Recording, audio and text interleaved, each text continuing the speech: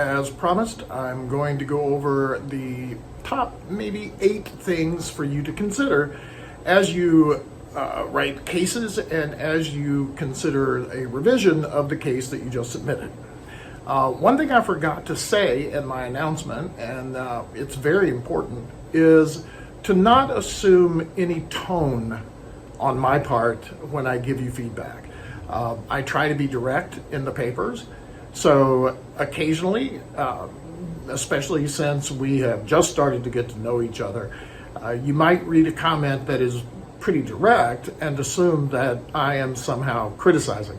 I'm not, and this is your first case analysis, so in many cases I'm just trying to be clear. If you ever think that there's more to one of my comments than there really appears to be, please let me know. We can talk about it and try to figure out exactly where the miscommunication is. Okay, so let's get started. So let's start with, first, the purpose of a case analysis. It is critically important that you keep in mind that the only purpose for a case analysis is to apply course concepts that you've been reading and studying and discussing to a problem.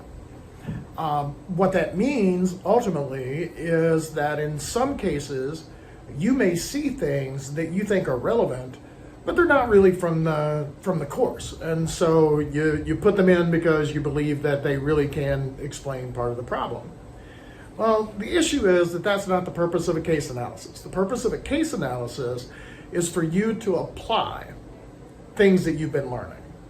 So as you're doing this, keep in mind that that is the only reason.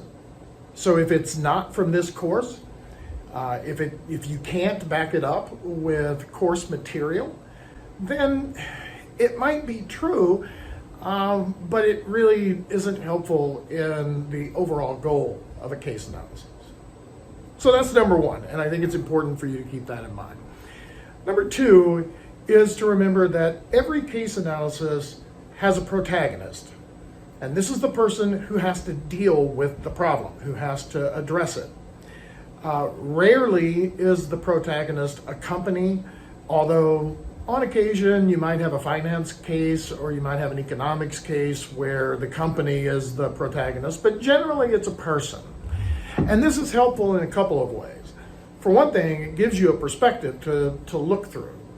However, to identify the protagonist, the real question is who owns the problem, who is going to have to solve the problem, and essentially, who are you helping by doing this case analysis? I sometimes use the example, like in this case, of imagining that you and Prescott are sitting at a restaurant or a bar or whatever, and Prescott turns to you and says, "Man, I have got this problem.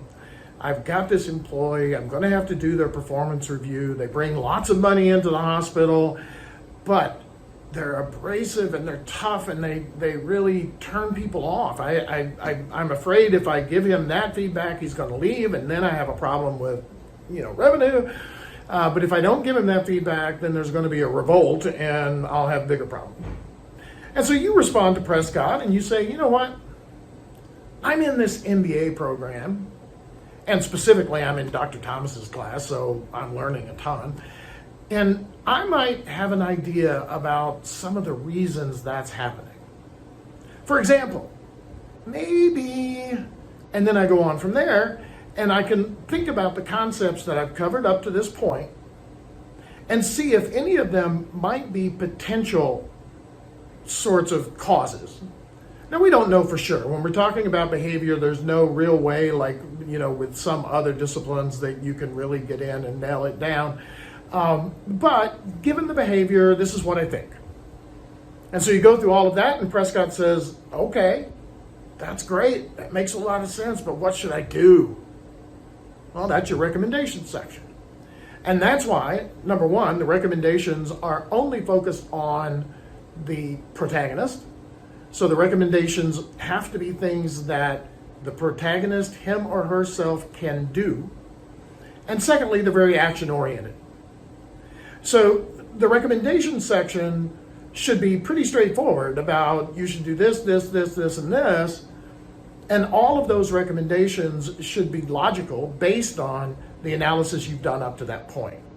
Now, a lot of you are writing a lot of narrative. You're spending time on the case and writing a big introduction, and then you're summarizing it at the end. And that's one of the things that differs between a case analysis and an essay.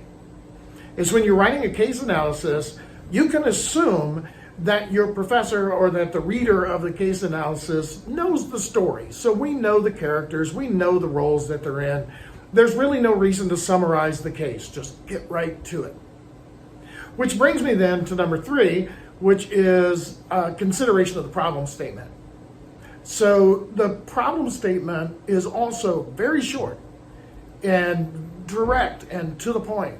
And it says, this is the protagonist who is faced with this problem and has to address it right now because of X or Y or Z. That's it. That's all there is. It's one sentence, maybe 2.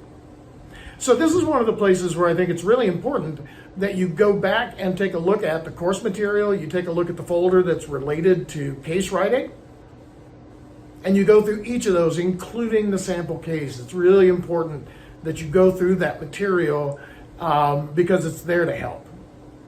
Okay, I'm going to stop at this point. It looks like it's about 5 minutes. And I'll follow this with a second video because I know some of you might have time to watch short ones, but not necessarily a longer one. And we'll come back in the second episode and talk about this a little bit more.